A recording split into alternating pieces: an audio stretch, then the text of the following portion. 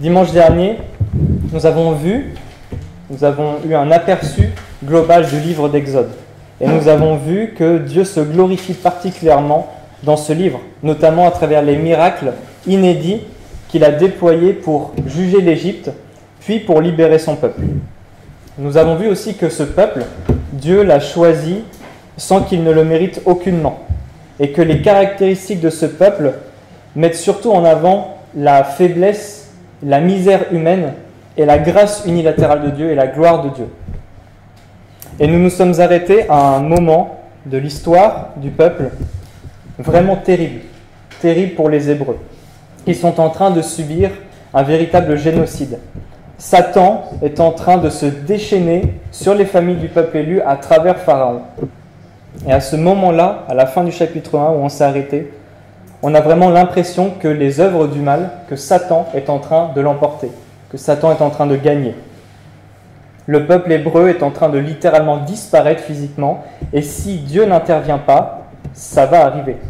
Et donc la situation du peuple est désespérée, et ils sont vraiment à la merci de l'intervention souveraine de Dieu, et c'est ce qu'on retrouve à la fin du chapitre 2 qu'on vient de lire.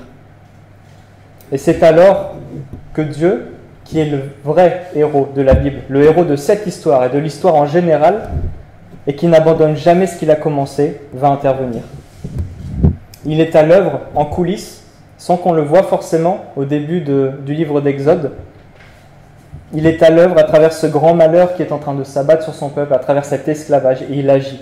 Et après avoir commencé à former son peuple, comme on l'a vu dimanche dernier, dans cet esclavage, dans cet état d'esclavage, Dieu va leur préparer un libérateur.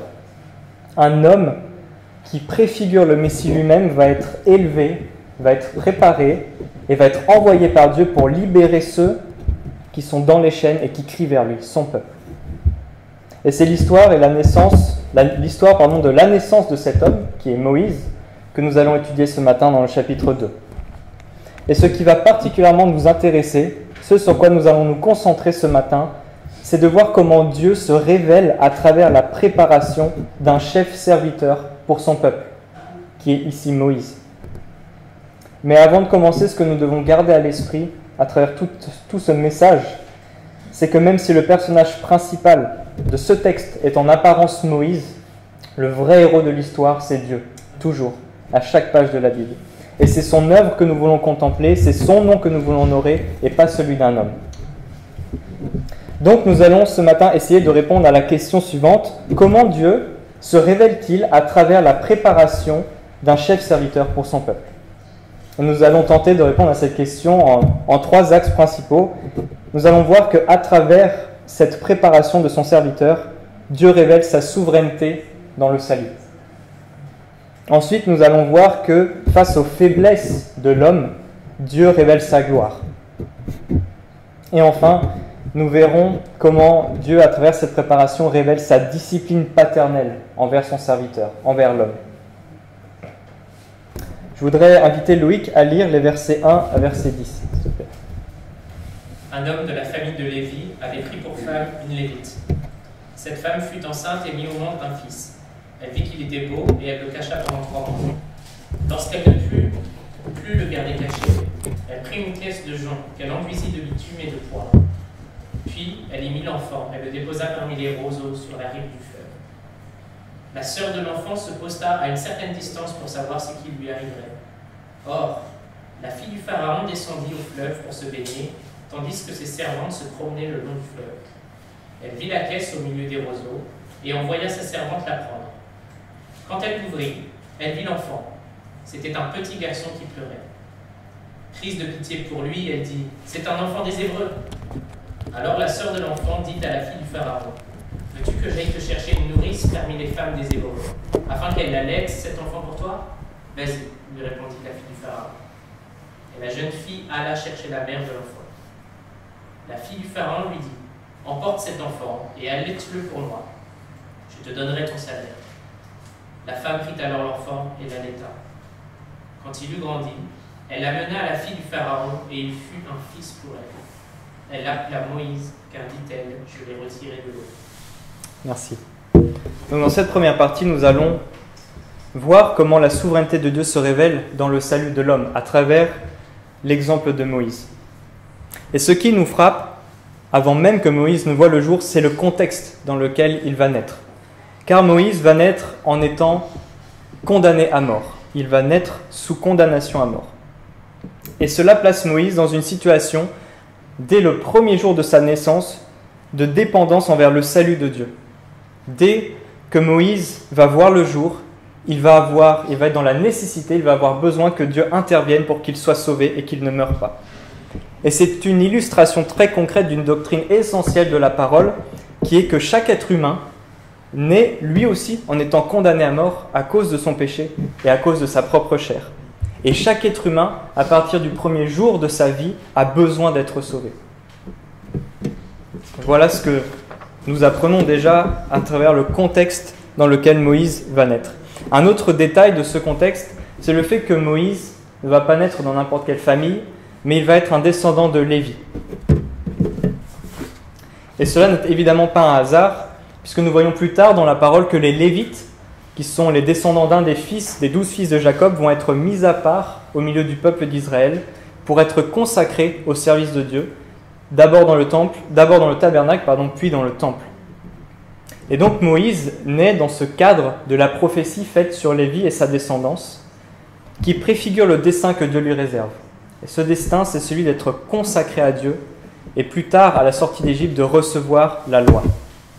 Et ça nous apprend également quelque chose d'essentiel, c'est que Dieu se consacre ses serviteurs avant même leur naissance. On a d'autres exemples dans la parole de cela avec Jean-Baptiste ou même Jésus. Ça met en avant le dessein d'élection de Dieu.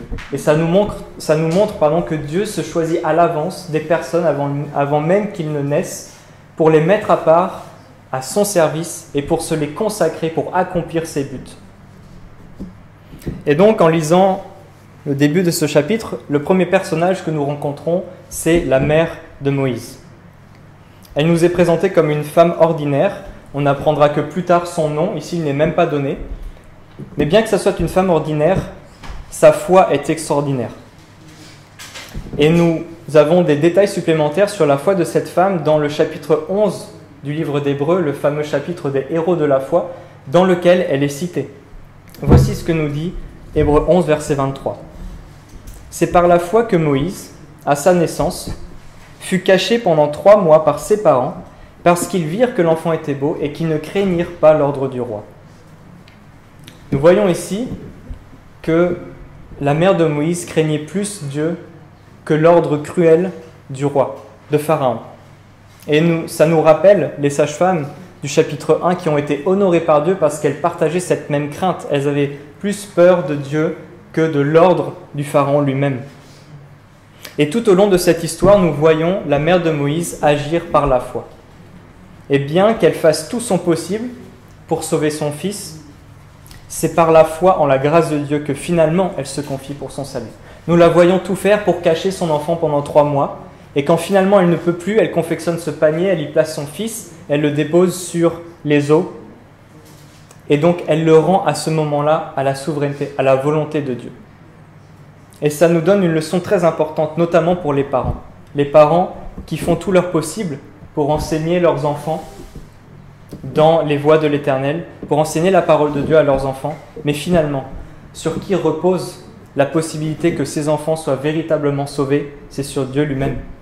Et nous voyons ici le lien entre la responsabilité humaine, à travers les actes de cette femme, toutes les responsabilités qu'elle prend pour sauver son fils, mais finalement la confiance qu'elle place ultimement dans la souveraineté de Dieu pour que effectivement son fils soit sauvé. Car à partir du moment où elle le dépose sur les eaux, elle ne maîtrise plus rien, et c'est Dieu qui est au contrôle. Et en plus de la foi de cette femme, ce qui est frappant, c'est sa soumission. Elle est un exemple pour nous également à travers cette soumission envers la souveraineté et la volonté de Dieu. Car une fois qu'elle a tout fait, c'est en Dieu qu'elle se confie. Elle considère que Dieu lui a fait le don de cet enfant. La Bible décrit les enfants comme étant des dons de la part de Dieu, et elle lui confie en retour par la foi. Ici, nous voyons la souveraineté de Dieu qui est en train d'agir pour le salut de Moïse, le salut de l'homme à travers sa famille. Et Dieu a créé la famille comme un cadre privilégié pour l'enseignement de la parole aux enfants. Et Dieu a créé ce noyau familial et il l'utilise fortement pour amener ses serviteurs au salut et pour les préparer à le servir. Et rien que dans ce panier que Jochébed, la mère de Moïse, va confectionner, il y a une grande leçon pour nous. Nous voyons que Dieu a permis que jusqu'ici, l'enfant survive. Et à ce moment de l'histoire, tout le plan de Dieu pour juger l'Égypte et pour sauver son peuple repose sur un petit enfant de 3 mois qui est condamné à mort et qui est en train de flotter dans une caisse de jonc sur le Nil en étant menacé par les crocodiles et par n'importe quel Égyptien qui pourrait le trouver et le noyer, puisque c'est l'ordre du Pharaon. Je ne pense pas qu'on puisse faire plus fragile, plus vulnérable, plus incertain comme plan pour juger toute une nation à cause de son idolâtrie et pour en sauver une autre et pour faire sortir toute une nation d'un pays.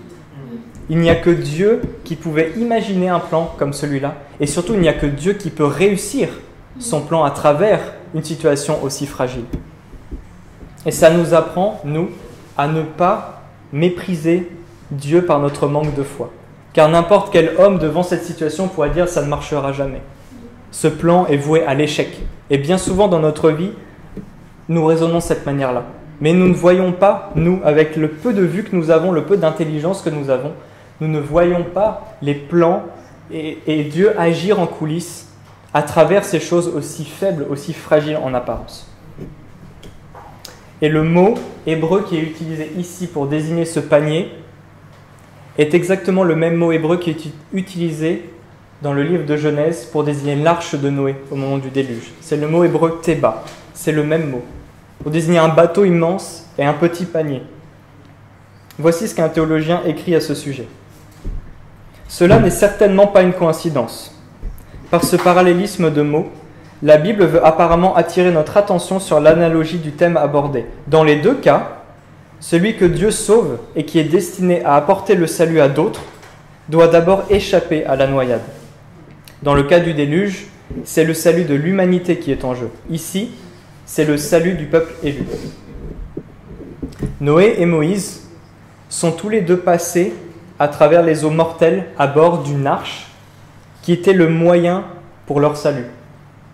Ils ont été en quelque sorte baptisés au sein des mêmes eaux qui plus tard, ou qui en même temps pour Noé, étaient en train de juger d'autres personnes. Dieu a sauvé ceux qu'il a choisis de son propre jugement qui tombe sur d'autres. Et cela renforce cet enseignement dans ce passage que le salut appartient à Dieu, du début à la fin. C'est lui qui sauve les hommes par le moyen de la foi en Jésus-Christ. Ici, il s'agissait d'un panier pour sauver Moïse. Dans notre vie, il s'agit de la foi en Jésus-Christ. Et Dieu nous sauve en nous faisant échapper à son jugement, tandis que ses ennemis le subissent. Et c'est ce qui se passe à la croix. La justice de Dieu s'applique sur ses ennemis, mais il nous fait échapper en même temps, par amour et par sa grâce, à son jugement. Et la souveraineté de Dieu ne s'arrête pas là. Dans ce texte, dans la suite de l'histoire, le panier finit par atterrir dans les mains de la fille du Pharaon. Et malgré l'ordre de son père, le cœur de la princesse est étonnamment rempli de compassion face à ce garçon qu'elle reconnaît comme étant hébreu, soit parce qu'il se trouve dans l'eau à cet âge-là, soit parce qu'il est circoncis. Mais elle voit bien que c'est un hébreu.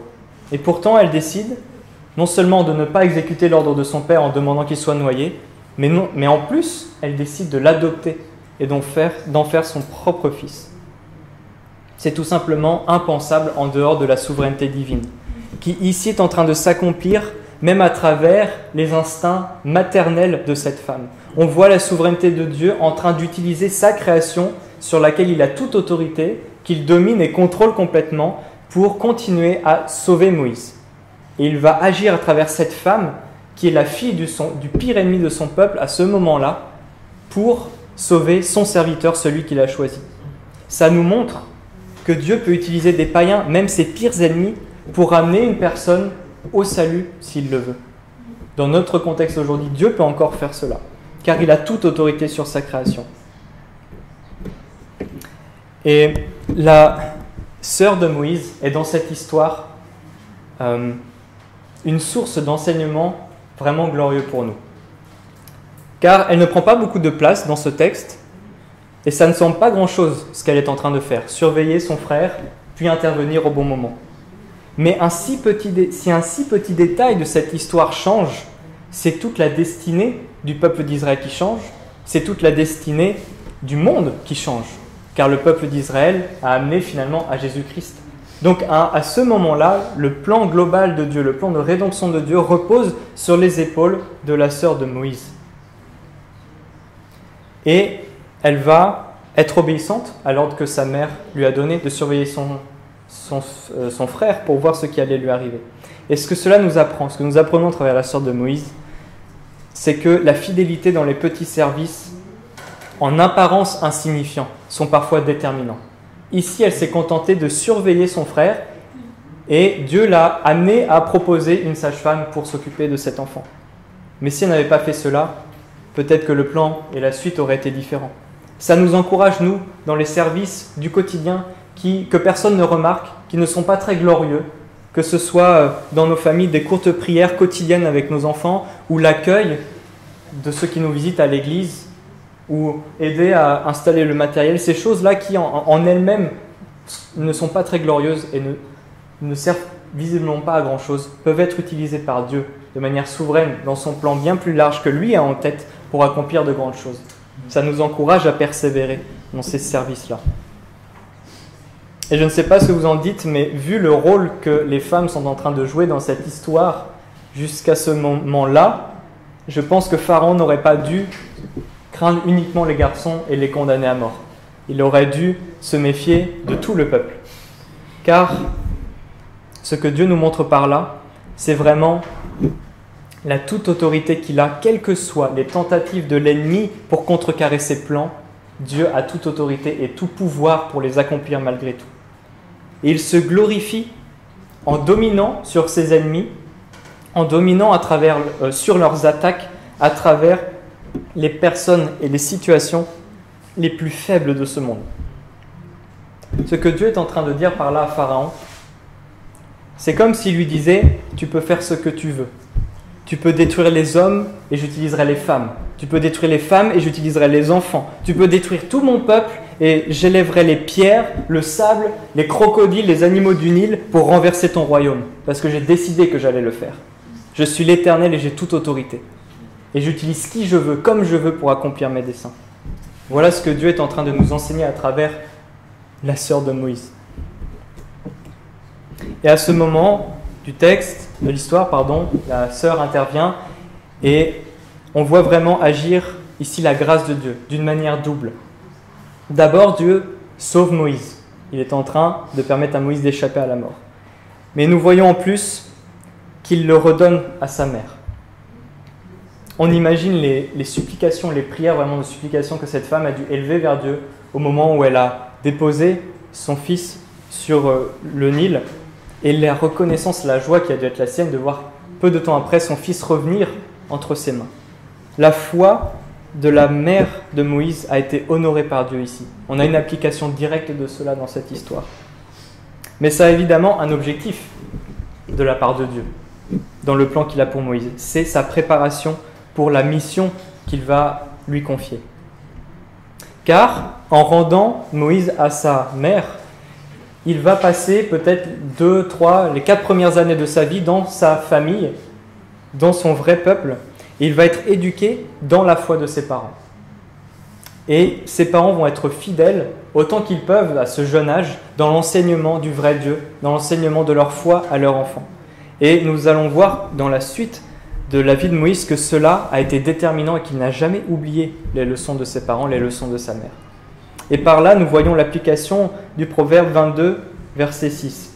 « Instruis l'enfant selon la voie qu'il doit suivre, et quand il sera vieux, il ne s'en détournera pas. » Bien sûr, ce n'est pas quelque chose d'automatique, nous avons des contre-exemples de cela dans nos vies, mais nous voyons ici quand même une sagesse divine qui se dégage et une sorte de promesse de Dieu. En tout cas, nous avons la responsabilité d'être fidèles dans l'enseignement de la parole et soyons sûrs, soyons confiants comme cette femme que Dieu va honorer cela à l'avenir et utiliser la famille qu'il a mise en place pour le salut et la préparation de ses serviteurs.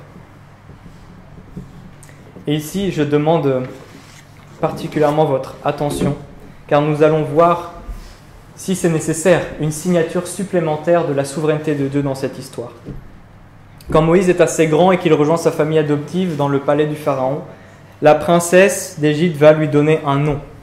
Elle va l'appeler Moïse, car, dit-elle, je l'ai retiré des eaux.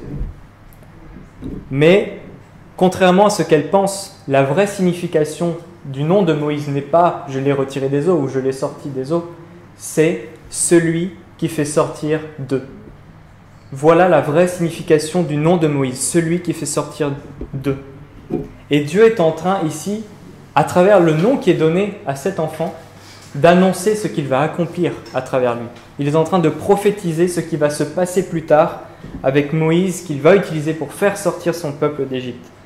Cette femme n'en avait aucune idée, mais Dieu est en train de signer ici son plan, son œuvre.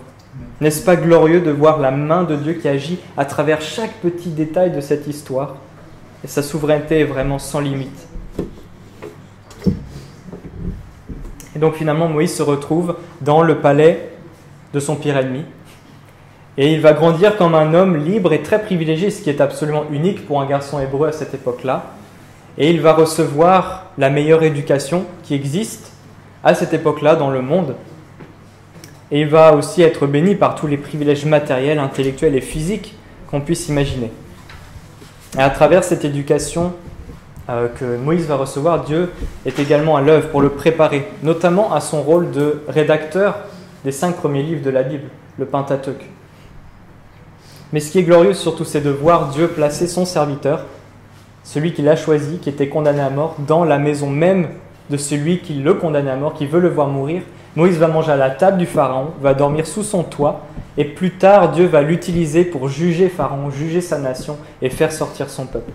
Dieu est en train de montrer une nouvelle fois sa toute autorité sur Pharaon et que toute la puissance qui est celle de Pharaon sur les hommes n'est rien devant la puissance de Dieu. Donc ce que nous voyons dans ces premiers mois de la vie de Moïse, c'est vraiment la souveraineté qui est celle de Dieu dans le salut de l'homme. Dieu a dirigé toutes choses, chaque étape, chaque détail, pour que Moïse soit sauvé.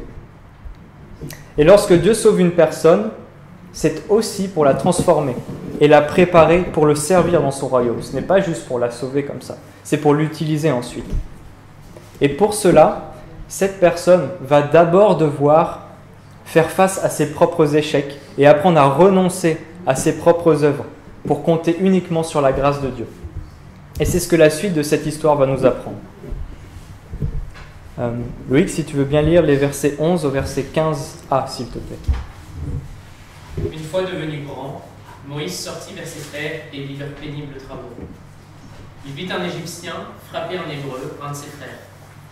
Il regarda de tous côtés, vit qu'il n'y avait personne, et tua l'Égyptien qu'il cacha dans le sable. Quand il sortit le jour suivant, il vit 2 Hébreux se battre. Il dit à celui qui avait tort, « Pourquoi frappes-tu ton prochain ?» Cet homme répondit alors, « Qui t'a établi chef et juge sur nous? Est-ce pour me tuer que tu me parles, tout comme tu as tué l'Égyptien ?» Moïse eut peur et se dit, « L'affaire est certainement connue. » Le Pharaon apprit ce qui s'était passé et il chercha à faire mourir Moïse. Mais Moïse s'enfuit loin de lui et s'installa dans le pays de Madian. Merci. Nous allons maintenant nous intéresser à la manière dont la gloire de Dieu se révèle à travers les faiblesses de l'homme. Verset 11, nous lisons que, en ce temps-là, Moïse, devenu grand, se rendit vers ses frères et fut témoin de leurs pénibles travaux. À ce moment-là, Moïse a 40 ans, et Acte 7, 22 nous dit ceci. Il fut instruit dans toute la sagesse des Égyptiens, et il était puissant en parole et en œuvre. Donc humainement, Moïse a, on peut dire, bien grandi, il s'est développé intellectuellement et physiquement, c'est un homme accompli humainement parlant. Mais il n'a pas oublié l'enseignement qu'il a reçu avant, pendant les toutes premières années de sa vie, et il est tout à fait conscient de son identité israélite. On a des informations supplémentaires sur l'état d'esprit dans lequel Moïse se trouvait à ce moment-là dans Hébreux 11, verset 24. Voici ce que nous dit ce passage. C'est par la foi que Moïse, devenu grand, refusa d'être appelé fils de la fille de Pharaon, aimant mieux être maltraité avec le peuple de Dieu que d'avoir pour un temps la jouissance du péché, regardant l'opprobre de Christ comme une richesse plus grande que les trésors de l'Égypte, car il avait les yeux fixés sur la rémunération. on voit ici que la foi que les parents de Moïse lui ont enseignée, notamment sa mère dans le texte, est devenue la sienne. Cela a porté ses fruits. La foi de sa mère est maintenant la sienne. Et c'est par cette conviction qu'il a d'être le frère des descendants d'Israël qu'il a à cœur de se rendre lui-même compte de leur esclavage, de leurs conditions de vie difficiles. Et donc Moïse quitte son palais et se dirige vers les Hébreux. Ce que Dieu nous montre à travers cela, c'est qu'après avoir sauvé un homme, après que Dieu ait accompli son œuvre de régénération et de salut dans le cœur d'un homme et que cet homme devient un véritable chrétien, Dieu développe un intérêt et un attachement pour le peuple de Dieu dans le cœur de son serviteur. Il ne s'arrête pas à son salut, mais il va développer pour lui un attachement au peuple de Dieu. Et ici, Moïse s'identifie à ceux qu'il appelle ses frères par 2 reprises. Et le regard qu'il porte vers eux lorsqu'il se rend compte de leur condition d'esclavage, ce n'est pas un regard qui se contente de constater, un regard détaché, c'est un regard rempli de compassion, qui touche vraiment les émotions. Le mot hébreu qui est utilisé ici porte ce sens-là. Ce n'est pas juste regarder pour constater, c'est regarder et être affecté, être touché par ce qu'on est en train de voir.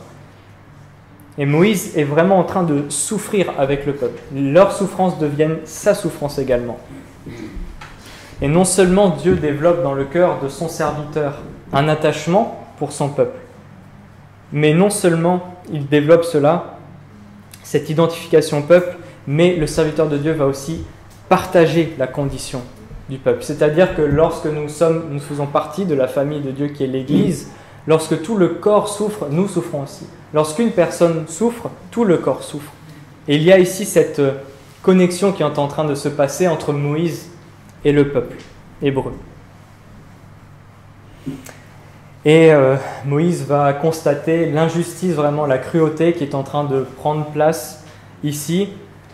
Il va voir cet Égyptien qui est en train de battre un de ses frères. Et c'est une étape très importante dans la préparation et le travail que Dieu fait dans la vie de Moïse à ce moment-là. Car lorsqu'il constate cette injustice, cette violence, les sentiments et les émotions qui sont en lui, dans son cœur, sont justes. Il a raison d'être indigné par ce qu'il est en train de voir. Mais la solution qu'il va appliquer est très mauvaise, puisqu'il va intervenir et va tuer cet Égyptien. Moïse, quand il constate cette situation, regarde autour de lui, soit parce qu'il sait que ce qu'il s'apprête à faire est un peu douteux, moralement parlant, devant Dieu, ou parce il attendait de voir si quelqu'un allait intervenir pour faire cesser cette situation. Mais lorsqu'il a vu que ce n'était pas le cas, le problème ici, c'est qu'il s'est autoproclamé sauveur et justicier. De lui-même, il s'est avancé devant cette injustice et il a dit « Moi, Moïse, je vais sauver mon frère, moi je vais intervenir, je vais rendre justice. » Et il a fini par tuer cet Égyptien. Moïse voulait ici sauver son frère par ses propres moyens et non en comptant sur la grâce de Dieu. Et c'est ça le vrai problème ici. Et c'est ça que Dieu veut que Moïse apprenne à ce moment-là. Car ce n'était pas encore le temps que Dieu voulait pour que son peuple soit libéré. Car Dieu est en train de préparer son plan pour que le peuple soit libéré, certes, mais par sa grâce et pour manifester sa gloire et non pas celle de Moïse. Et ici, la gloire serait revenue à Moïse. Et c'est impensable pour Dieu. Donc Moïse devait comprendre cela. Il devait d'abord s'humilier et apprendre à dépendre de la grâce de Dieu avant d'être élevé par Dieu en tant que libérateur et utilisé par Dieu pour libérer le peuple. Ce que cela nous apprend, c'est que lorsque nous savons que nous sommes entièrement sauvés par grâce, nous ne pouvons pas nous confier dans nos propres œuvres par la suite. Et même lorsqu'il s'agit d'évangéliser d'autres personnes, même lorsqu'il s'agit du salut d'autres personnes, nous n'avons pas le droit de voler la gloire de Dieu, nous n'avons pas le droit de compter sur autre chose que sa grâce. Et Moïse devait ici apprendre à rester confiant et soumis à la souveraineté de Dieu en toutes choses pour qu'un jour cette injustice disparaisse. Et c'est vrai aussi pour nous, et notamment dans le ministère. Nous devons apprendre à continuellement compter sur l'évangile et sur la grâce de Dieu. Moïse a dû l'apprendre et nous aussi. Car aucun homme n'a le droit de voler la gloire de Dieu. Il faut savoir qu'à cette époque-là, les Égyptiens avaient une considération et un comportement envers les esclaves qui était vraiment très méprisant. On a des sources historiques Et lorsqu'on voit comment il parlait des esclaves, c'est très dur à lire.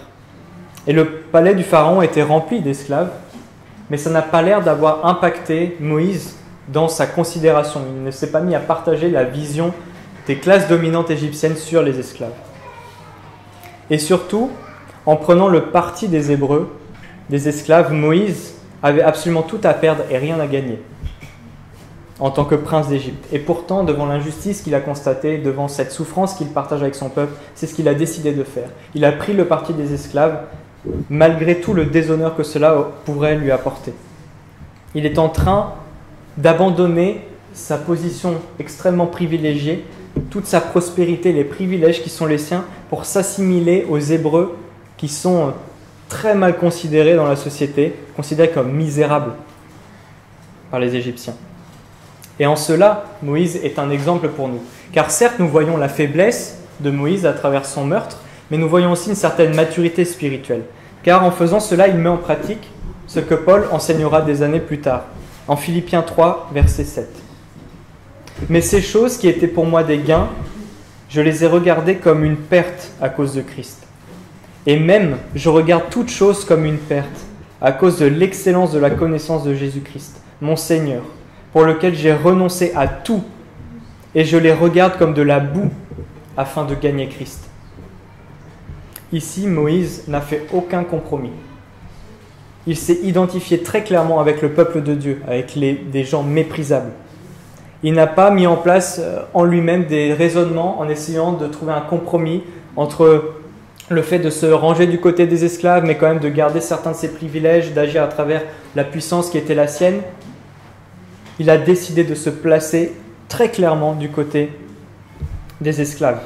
Il a renoncé à tous ses plaisirs, à tous ses bénéfices que sa vie de prince d'Égypte lui apportait, même si cela impliquait pour lui de subir la disgrâce au nom du peuple de Dieu.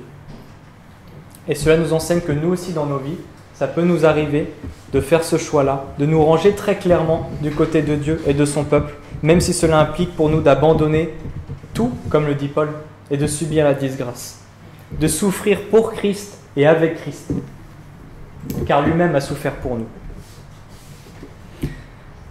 Et finalement, le lendemain, Moïse retourne voir le peuple et fait face à, cette fois-ci, une confrontation, une dispute entre deux de ses frères du peuple hébreu. Et d'ailleurs, on voit ici que les années d'esclavage du peuple commencent ou continuent à les impacter dans leur comportement. Et on voit vraiment la nécessité pour le peuple ici de non pas seulement être libéré physiquement de leur esclavage, mais aussi d'être libéré spirituellement de cette culture de violence dans laquelle ils se trouvent. Et c'est une marque supplémentaire de la nécessité que la libération intervienne pour ce peuple. Et à nouveau, les sentiments que Moïse va avoir face à cette dispute sont bons. Mais à cause de son mauvais témoignage, il est, aux yeux de ses frères, lorsqu'il essaye d'intervenir, complètement illégitime. Et il le rejette. Tout simplement parce que ce n'était pas encore le temps de Dieu et Moïse n'était pas encore prêt. Il s'est avancé, il a agi de lui-même la veille par ses propres forces sans être envoyé par Dieu. Et il se retrouve dans une position de complète incohérence entre ce qu'il est en train de vouloir imposer à ses frères et ce que lui-même a fait. Il est complètement illégitime aux yeux de ses frères. Et donc son rejet est légitime à cause de son mauvais témoignage contradictoire. Ça nous rappelle que notre témoignage compte beaucoup et que nous devons être particulièrement attentifs à la manière dont nous vivons et à ce que nous démontrons dans notre manière de vivre tous les jours. Car un mauvais témoignage peut vraiment venir terrasser un ministère, que ce soit un ministère dans l'Église ou un ministère d'évangélisation auprès d'une personne. Et c'est normal, car nous avons besoin d'être complètement cohérents dans notre vie, entre ce que nous disons aux autres, ce que nous partageons et ce que nous vivons. Et non seulement Moïse se retrouve rejeté par les Hébreux à cause de cette incohérence, de cette illégitimité, mais il est aussi rejeté par les Égyptiens, sa famille adoptive, car en prenant le parti des esclaves, il est en train de renverser complètement les fondements de cette société et il se retrouve condamné, non pas parce qu'il a tué un Égyptien, il aurait pu avoir le droit de faire ça légalement en tant que prince d'Égypte, mais il a pris le parti des esclaves. Et ça, pour les Égyptiens, c'est intolérable. Et donc Moïse se retrouve rejeté à la fois par les Hébreux et les Égyptiens. Finalement, le seul qui ne rejette pas Moïse à travers cette situation, c'est Dieu. Tout simplement parce que Dieu est en train d'agir souverainement à travers cette faiblesse, ces faiblesses de Moïse, et Dieu a un plan plus large, mais qui concerne Moïse, et Dieu veut utiliser Moïse. Mais Moïse va subir tout de même les conséquences de son péché, de ce meurtre. Et après avoir grandi pendant 40 ans dans le palais du Pharaon, Moïse a compris en 2 jours que le salut ne pourrait pas venir par lui-même, par ses propres forces, de sa propre initiative, par ses propres œuvres, comme il l'entendait. Et Dieu est en train ici de le faire passer par une étape absolument cruciale de la préparation d'un serviteur. C'est l'expérimentation de l'échec, le renoncement à toute œuvre et à toute gloire personnelle. Autrement dit, Dieu est en train d'apprendre à Moïse à s'humilier véritablement. Et ce n'est que le début d'un long processus de transformation de caractère que Dieu va opérer dans le cœur de son serviteur Moïse. Et après avoir appris le renoncement de tous ses privilèges et l'humilité, Moïse va devoir grandir en maturité et en dépendance vis-à-vis de Dieu. Et c'est pour cela que Dieu le dirige vers cet exil, à travers lequel il va lui apprendre toutes ces choses et le faire grandir en maturité. Louis, est-ce que tu peux nous lire les versets 15 à 22, s'il te plaît ? 16 à 22, pardon. Moïse s'arrêta près d'un puits. Le prêtre de Madian avait 7 filles. Celles-ci vinrent puiser de l'eau et elles remplirent les abreuvoirs pour faire boire le troupeau de leur père. Les bergers arrivèrent et les chassèrent. Alors Moïse se leva, prit leur défense et fit boire le troupeau. Quand elles furent de retour chez Réuel, leur père, il demanda « Pourquoi revenez-vous si vite aujourd'hui ?» Elles répondirent « Un Égyptien nous a délivrés de la main des bergers. Il nous a même puisé de l'eau et a fait boire le troupeau. » Réuel dit à ses filles « Où est-il? Pourquoi avez-vous laissé cet homme? Allez l'appeler pour qu'il vienne prendre un repas. » Moïse décida de s'installer chez cet homme, qui lui donna en mariage sa fille Séphora. Elle mit au monde un fils qu'il appela Gershom, car dit-il « Je suis en exil dans un pays étranger. » Merci. Moïse quitte donc son palais, son pays, et est en train de marcher, de s'avancer dans le désert. Et voici ce que nous dit Hébreux 11, 27. C'est par la foi que Moïse quitta l'Égypte, sans être effrayé de la colère du roi, car il se montra ferme, comme voyant celui qui est invisible. Malgré sa situation critique de se retrouver seul dans le désert et de son échec qu'il a subi en Égypte, Moïse est en train de développer une confiance affermie en son Dieu à travers cet exil. C'est ce que nous lisons ici. Moïse est ferme et il voit Dieu, il voit que Dieu est en train de le diriger malgré tout. Et il se retrouve à nouveau devant une situation d'injustice au puits dans le désert. Tout comme la situation à laquelle il a fait face en Égypte. Et nous voyons déjà ici les progrès de Moïse. Car il a toujours ses bonnes intentions et ses bonnes émotions face à cette injustice des bergers, des hommes qui oppressent les plus faibles et qui tirent avantage de leur force, mais sa réaction est bien meilleure. Il va se contenter, entre guillemets, de les chasser et ne va pas se laisser emporter par sa colère et tuer ces bergers comme il a tué le garde égyptien. Donc Moïse est en train déjà d'apprendre à contrôler son tempérament et à se maîtriser. Et c'est sa première action finalement en tant que libérateur. C'est la première fois qu'il agit en tant que vrai libérateur. Et nous voyons ici qu'il est en train de progresser vers le futur rôle que Dieu va lui donner. Et ça nous enseigne quelque chose d'important pour nous, dans nos vies. Que même les plus grands pécheurs peuvent être sauvés d'abord par Dieu, pour être utilisés à son service dans son royaume. Car ici, Moïse vient de commettre un meurtre, mais Dieu ne le rejette pas, contrairement aux hommes, et Dieu va travailler en lui patiemment pour l'utiliser pour sa gloire, même en tant que meurtrier. Et c'est d'ailleurs souvent comme ça que Dieu fonctionne. On peut se rappeler Paul qui persécutait l'Église et qui est devenu, par la grâce de Dieu et la souveraineté de Dieu, le plus grand missionnaire de l'histoire.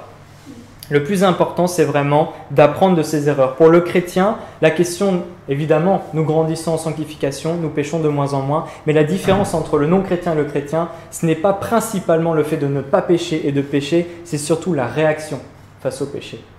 Le chrétien ne supporte pas de péché, le vrai chrétien, j'entends.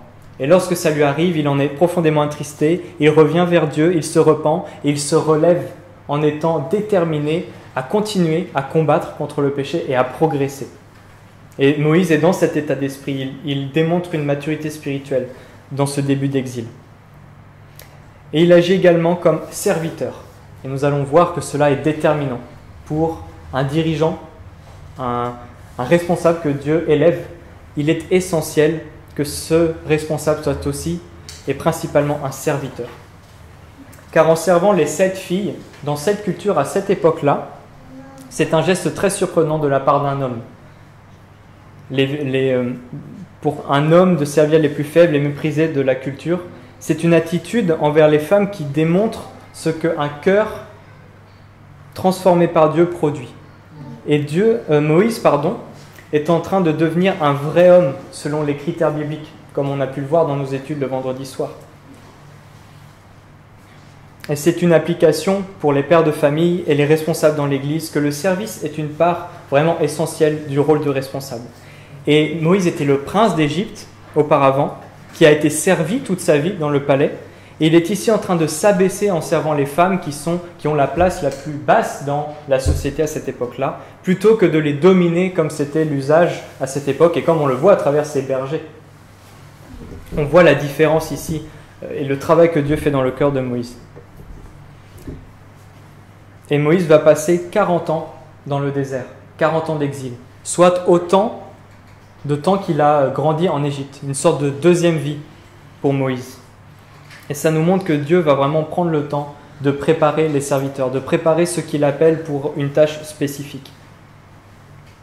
La patience est essentielle de notre part également. Et nous devons apprendre, nous, de notre côté, à être fidèles dans les petites choses, les petits services comme nous l'avons vu du quotidien, et à travailler intentionnellement, continuellement, à nos défauts de caractère. Et nous devons être certains que Dieu saura nous utiliser comme il le souhaite, et quand il le souhaite, quand il l'estimera être nécessaire pour sa gloire. Et nous devons apprendre de Moïse de ne pas vouloir brûler les étapes dans notre croissance et notre formation et notre ministère. Nous devons être patients et fidèles, et être confiants dans la souveraineté de Dieu. Et dans cet exil, Dieu va travailler en Moïse à travers 3 points principaux. Tout d'abord, le lieu dans lequel Moïse se trouve, le désert, qui est un lieu de rencontre privilégié avec Dieu, qu'il soit physique ou spirituel d'ailleurs. Dans nos vies aujourd'hui, nous avons plus de chances de traverser des déserts spirituels que des déserts physiques. Mais les applications sont les mêmes, les illustrations sont les mêmes.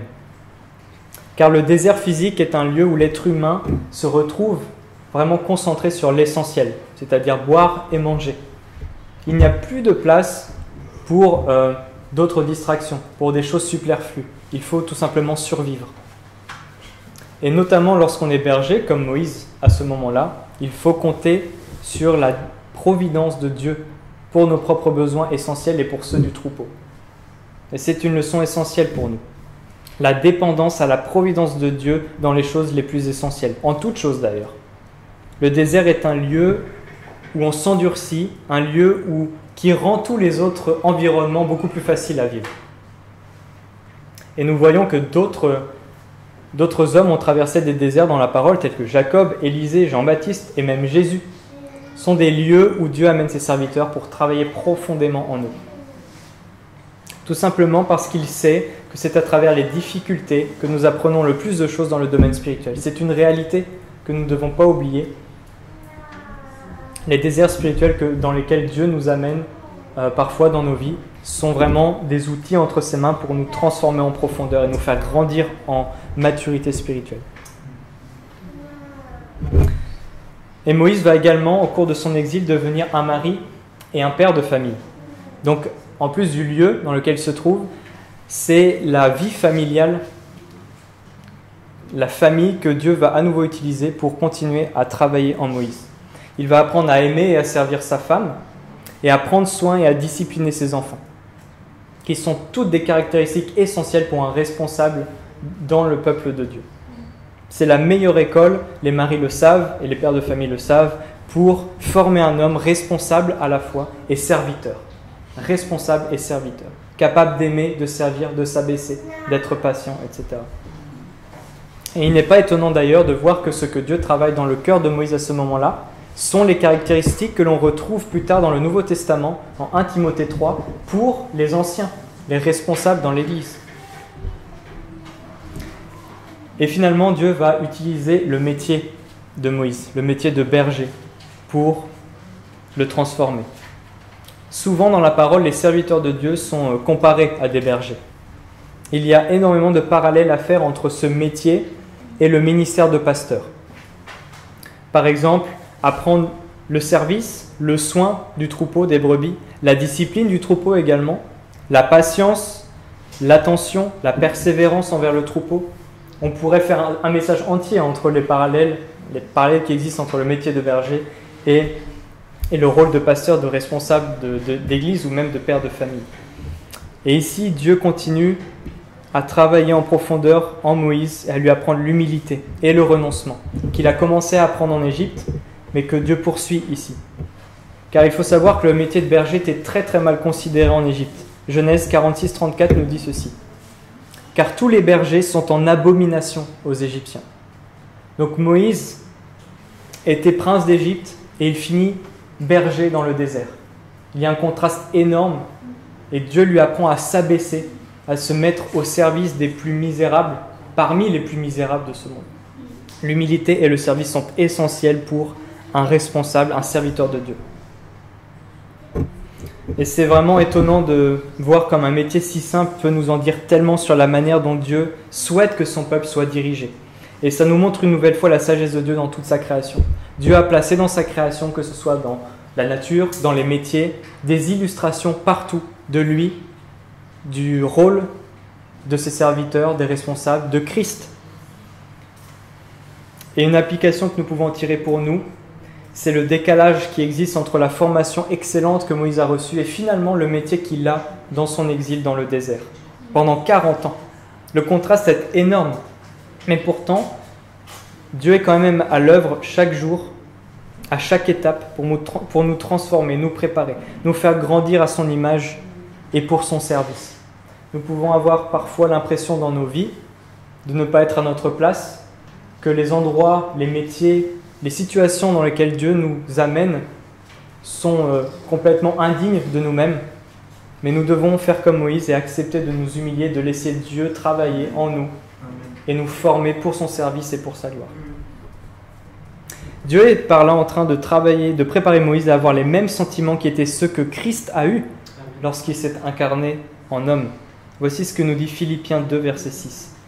« Ayez en vous les sentiments qui étaient en Jésus-Christ, lequel, existant en forme de Dieu, n'a point regardé comme une proie à arracher d'être égal avec Dieu, mais s'est dépouillé lui-même en prenant une forme de serviteur, en devenant semblable aux hommes. Et ayant paru comme un simple homme, il s'est humilié lui-même, se rendant obéissant jusqu'à la mort, même jusqu'à la mort de la croix. » Avant que Dieu nous décide que son serviteur est prêt, nous voyons qu'il travaille patiemment dans son cœur, en profondeur, souvent par les moyens ordinaires de la vie, le lieu, la famille, le métier. La discipline paternelle de Dieu est indispensable à la préparation et à la formation continuelle de ses serviteurs. Voilà ce que nous apprend cet exil de Moïse.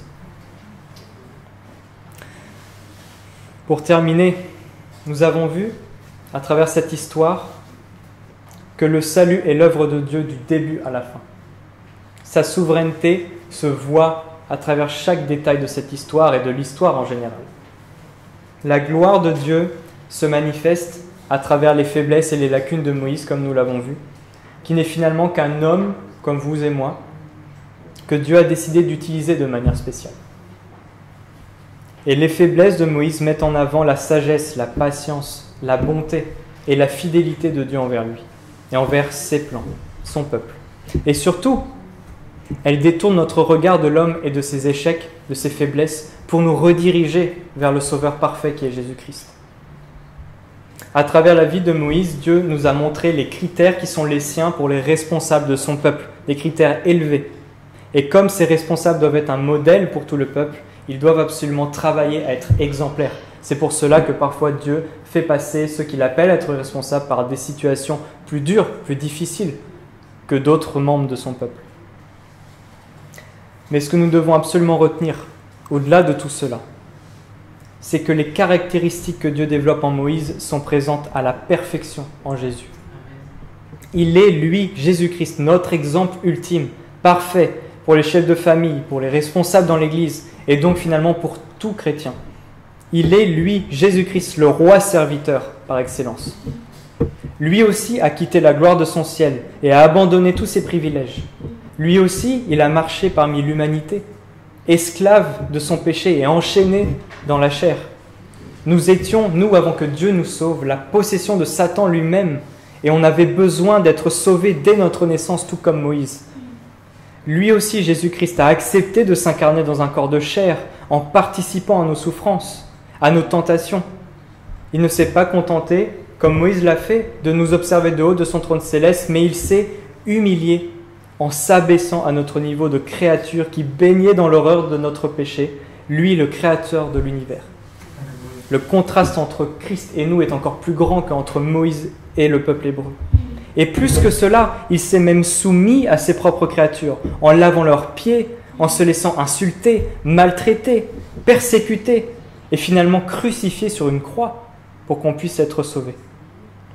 Où est-ce qu'on peut trouver dans le monde, est-ce qu'on peut trouver un être humain dans l'histoire du monde qui manifeste une telle humilité, un tel service, un tel don de soi, une telle bonté, un tel amour? Nulle part nous ne trouvons cela. C'est Jésus-Christ, notre Seigneur, qui est unique et seulement lui qui manifeste toutes ces caractéristiques à la perfection. Cette histoire n'est pas à propos de Moïse ou de nous. Nous ne sommes pas, ni vous ni moi, le personnage principal de cette histoire ou de la Bible. Tout ce que nous voyons chez Moïse, c'est de la vulnérabilité, de la faiblesse, du péché. Et Moïse n'est là dans cette histoire que pour magnifier l'œuvre de Dieu dans sa vie et dans l'histoire de la rédemption. Il n'est qu'une toile sur laquelle Dieu peint une œuvre magnifique, qui est la sienne. Il n'est là que pour servir de négatif face à l'image parfaite de Dieu, qui est Jésus-Christ lui-même. Et c'est parce que Dieu est fidèle à son alliance de grâce, comme nous l'avons lu au tout début de ce message, qu'il a envoyé Jésus-Christ pour nous sauver de l'esclavage de notre péché, tout comme il a envoyé Moïse pour sauver son peuple de l'esclavage. Est-ce que nous sommes, après avoir lu, après avoir écouté ce message, conscients de la toute autorité de Dieu dans nos vies, dans les moindres détails? Est-ce que nous sommes conscients de notre besoin absolu de la grâce de Dieu dans notre salut? Est-ce que vous êtes sûr de ne pas garder en vous quelque part une part de fierté quant à votre salut, vos progrès spirituels ou même votre réussite dans la vie? Est-ce que, à certains moments, vous vous confiez en vos propres forces dans la vie du quotidien, comme Moïse l'a fait? Est-ce que vous êtes attaché à vos biens dans le monde, plus qu'à l'héritage qui se trouve en Jésus-Christ? Et pire encore, est-ce que vous résistez quand Dieu vous humilie en pointant du doigt vos faiblesses, lorsqu'il veut vous discipliner comme il a discipliné Moïse? Cela, si c'est le cas, sachez que c'est la réaction d'un cœur charnel et orgueilleux, qui n'arrive pas à reconnaître sa misère face à la gloire de Dieu, qui n'arrive pas à s'émerveiller devant la beauté de Jésus-Christ, qui, lui, n'a pas résisté pour que nous puissions être sauvés. Lui n'a pas résisté lorsqu'il a dû s'humilier au plus bas pour que nous puissions être sauvés. Le salut est à l'Éternel, du début à la fin. Nous n'avons aucun mérite. Tout comme Moïse, sauvé par Dieu à travers ce panier, n'avait aucun mérite. Nous ne valons rien. Tout comme Moïse, qui a vécu l'exil à cause de son meurtre, ne valait rien. Et nous n'avons pas non plus à être honorés dans ce monde. Tout comme Moïse l'a appris lui aussi, étant prince d'Égypte et devenant berger dans le désert. Celui qui a tout mérite, dont la valeur est infinie, et à qui revient tout l'honneur et la gloire, c'est notre roi serviteur Jésus-Christ. Nous pouvons retenir finalement que même si la gloire de Dieu se révèle à travers la vie de serviteurs tels que Moïse, c'est la vie absolument exemplaire du Seigneur Jésus-Christ qui la manifeste à la perfection, À Dieu soit la gloire de toute éternité.